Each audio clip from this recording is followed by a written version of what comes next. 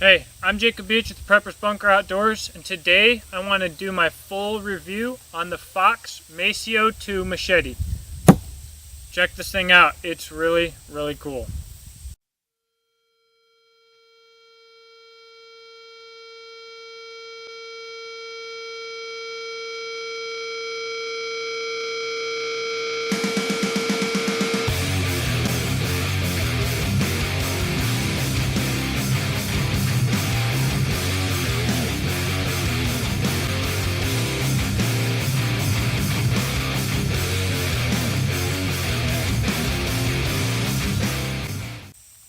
One thing that I often forget to talk about is the sheaths on knives. The Fox Machete here comes with a leather sheath, a little belt loop here, and it's very basic. It's pretty thin leather. It works. I've had no issues with it. It goes in pretty easy. It comes out pretty easy. It's secure enough, all right, especially on your belt. So nothing wrong with that at all. So blade length and all of that stuff is listed in my initial review. What I want to talk today about is the actual use of this knife. I had used it quite a bit before my initial review, but I lost all the footage. So what I want to do here is play some footage of me beating the tar out of this knife for you guys. Chopping! The first thing that we'll talk about is chopping. Now, Machete is undoubtedly made to chop, but typically they're made to chop softwoods, vines and such, like a jungle. But living in Kentucky, we get a lot more hardwoods, and this aged cedar is really hard. Actually, how well this Machete performed has repeatedly blown my mind, especially in hardwoods like this. The downfall to that is, as you'll see in a moment, the rubber scales absolutely destroyed my hands. So if Fox would make this machete with G10 handles or something, that would just be incredible. But as is, I would get this thing with Coco Bolo. It chops just incredibly well.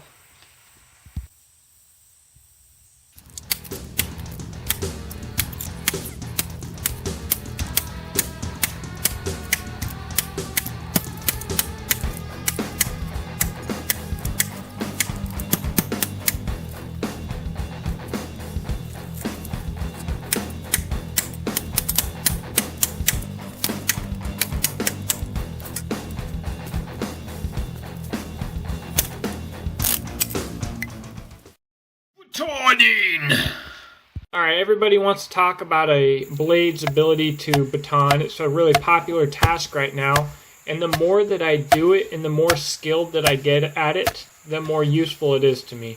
It's something that has actually become very important to me. Now, do I think normally that batoning a long 1/8 inch stainless steel blade into a large hard piece of wood like this is a good idea? No. But this Machete handled it like a champion. It does absolutely great.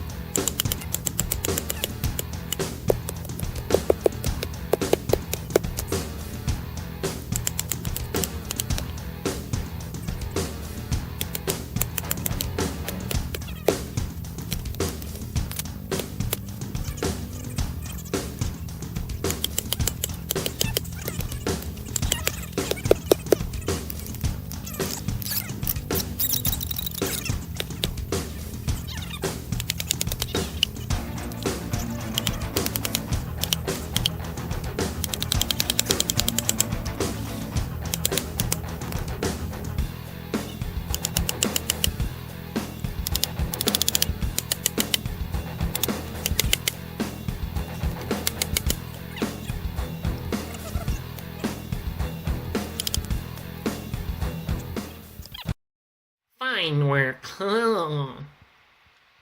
So if you're looking for a one-tool option or a survival blade, if a blade can chop and baton well but it can't do any fine work, to me it's about useless. So what you'll see me doing here is I'm using the machete to shape the handle on a monstrous baton, and later I also square up some little timbers for a crawdad trap that we're going to make. And on both counts, the machete does wonderfully. I'm very, very impressed.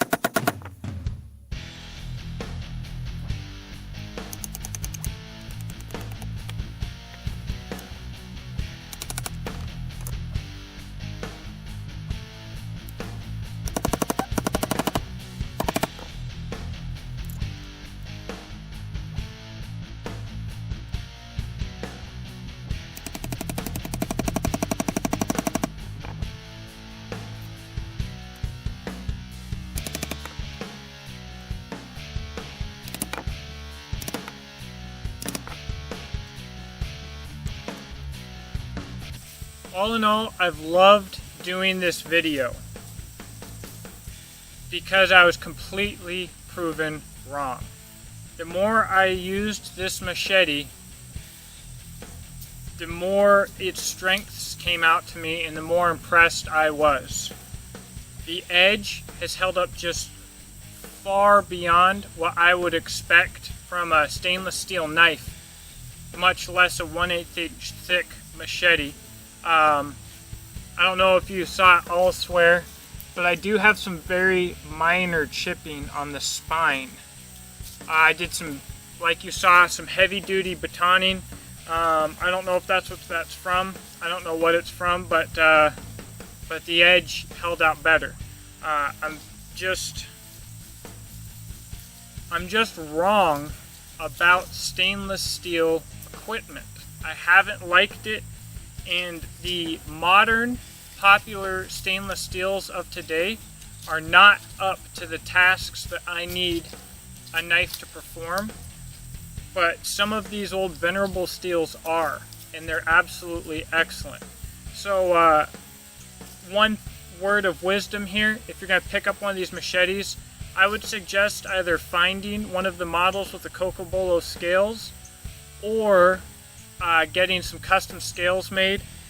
If I can get Fox to watch this video, hopefully they'll come out with one of these machetes with G10 scales. I think that'd be absolutely excellent. But all in all, this machete is an absolute working tool. If you are in an environment where you need a stainless steel machete and maybe you can wear some gloves to protect your hands, this thing will absolutely perform. I wouldn't have normally beat on a knife that's 1/8 inch thick with this blade length in 5160 or other high carbon steels. I wouldn't have expected it to stay true through that, and this thing did, and that was some hard wood that I batoned through as well. So really, can't explain enough how impressed I am with this.